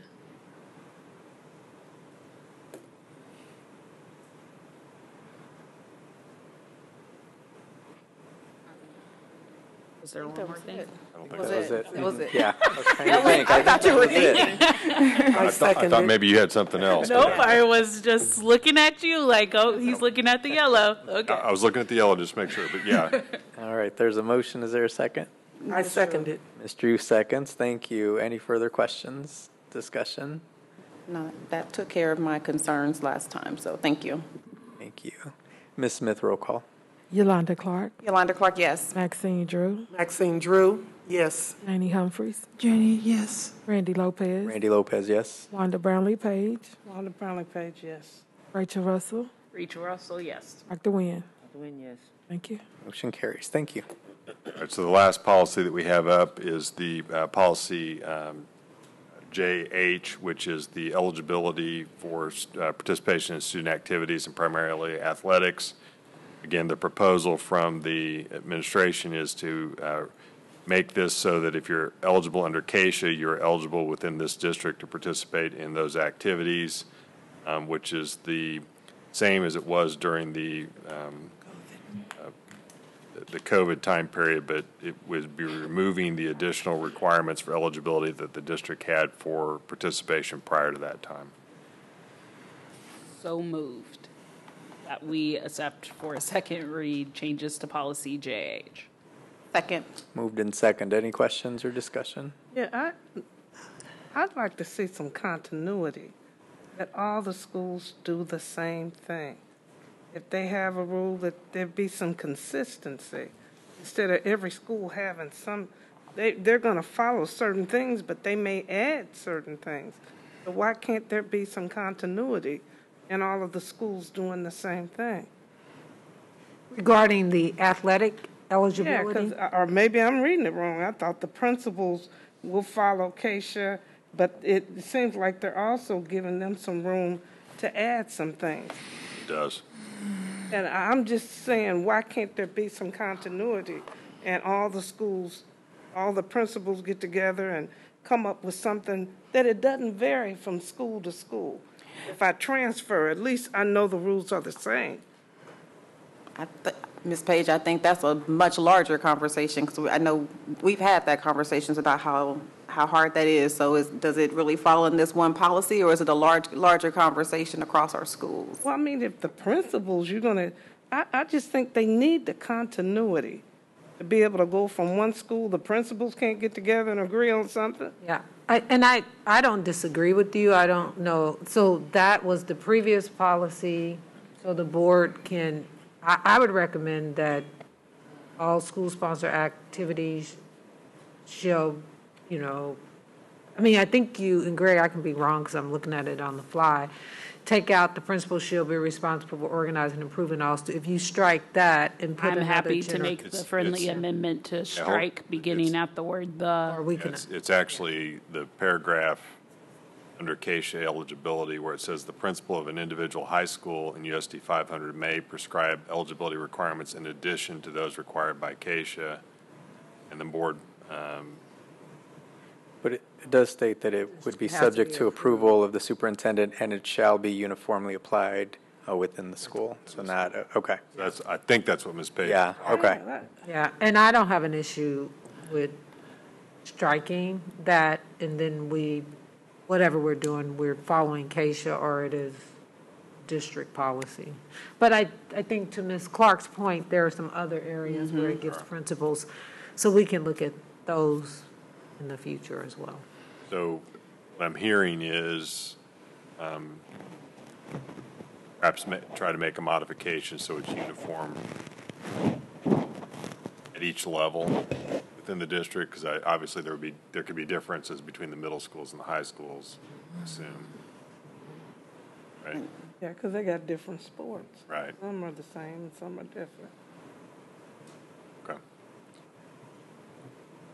You okay with that friendly amendment to add some language to, I think I got completely confused because this said high schools and then we started talking about middle schools. Well, all I was saying is that the way it currently reads, it gives the building principals some discretion to depart from what would otherwise be district-wide rules. And so I think what I'm hearing Ms. Page say, and correct me if I'm wrong, is that she believes that it should be uniform across the district at each level of competition. So any CASHA recognized sport, they are just required to follow CASHA guidelines.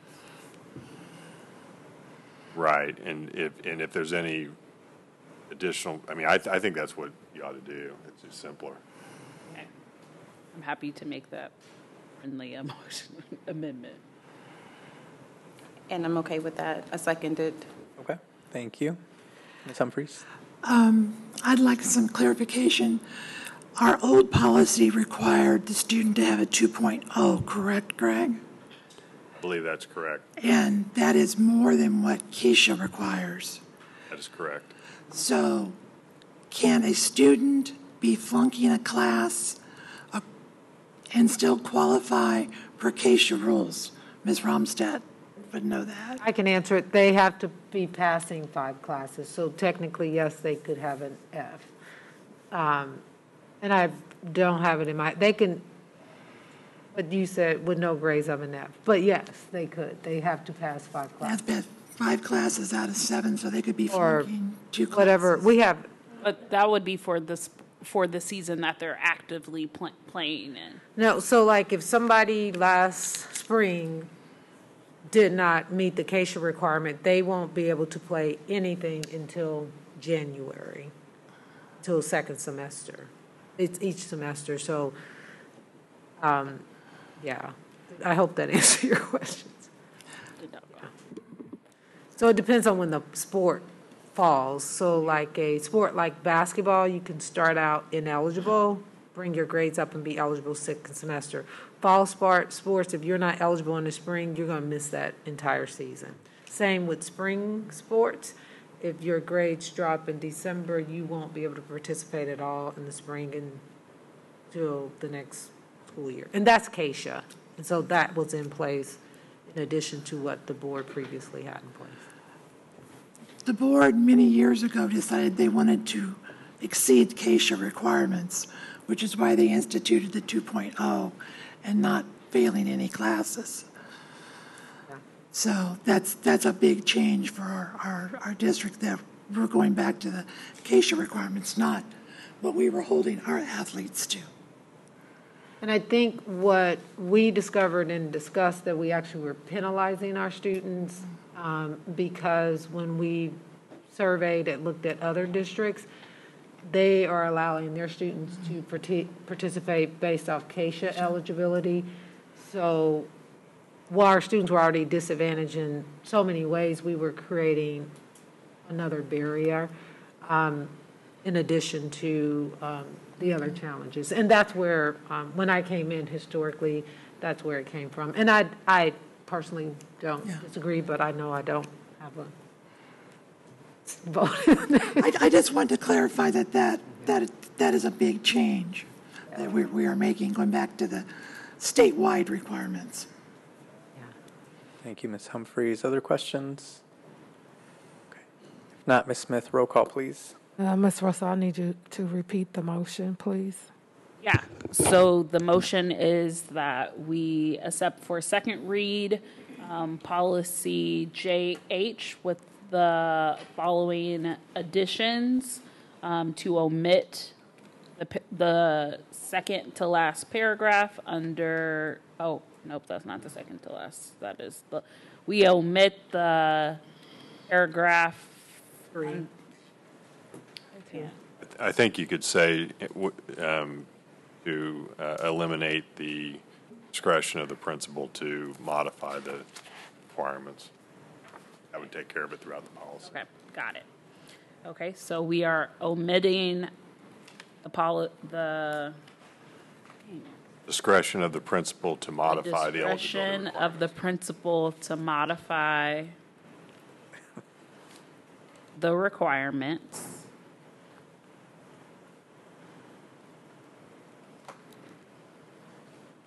Yeah. Yep, that was it. Second. That was it. And seconded. Thank you. We got it. Ms. Smith, roll call, please. To modify the requirements. You're stopping. Modify the, yes. Yolanda Clark. Yolanda Clark, yes. Maxine Drew. Maxine Drew, yes. Janie Humphries. Janie Humphries, yes. Randy Lopez. Randy Lopez, yes. Wanda Brownlee Page. Wanda Brownlee Page, yes. Rachel Russell. Rachel Russell, yes.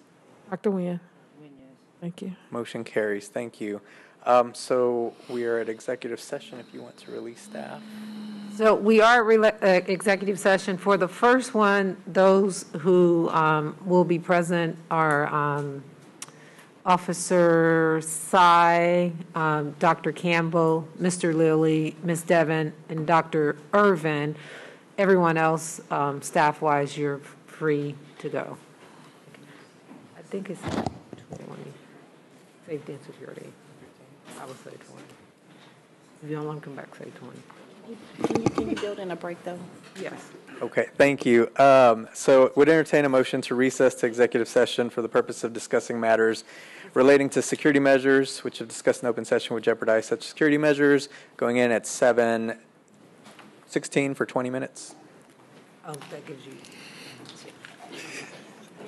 I need a motion, yeah. So moved. Second. Moved and seconded. Thank you. Ms. Smith, roll call. Yolanda Clark. Yolanda Clark, yes. Maxine Drew. Maxine Drew, yes. Janie Humphries. Janie, yes. Randy Lopez. Randy, yes. Wanda Brownlee Page. Wanda Brownlee Page, yes. Rachel Russell. Rachel Russell, yes. Dr. Nguyen. Thank you.